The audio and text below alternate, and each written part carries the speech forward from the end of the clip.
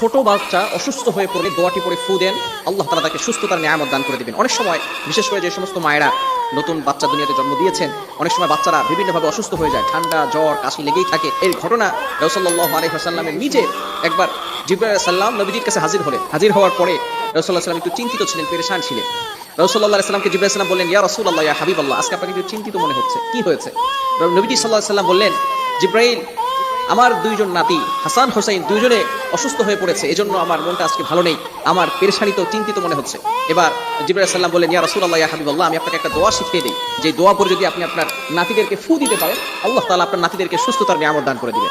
রাসূলুল্লাহ সাল্লাল্লাহু আলাইহি ওয়াসাল্লাম সেই দোয়াটি পরে ফু দিলেন, সাথে সাথে তারা দুইজনে, হাদিসে যেভাবে এসেছে, ইয়াল আমান, তারা দুইজনে খেলা শুরু করে দিল, উঠেই সুস্থ হয়ে তারা খেলাধুলা করা শুরু করে দিল। এজন্য আমরা ছোট বাচ্চাদেরকে এই দোয়াটা পরে ফু দেব। দোয়াটি হচ্ছে, আউযু বিকালিমাতিল্লাহিত তাম্মাতি মিন কুল্লি শাইতানিন ওয়া হাম্মা ওয়া মিন কুল্লি আইনিল লাম্মা। এই ছোট্ট দোয়াটি আমরা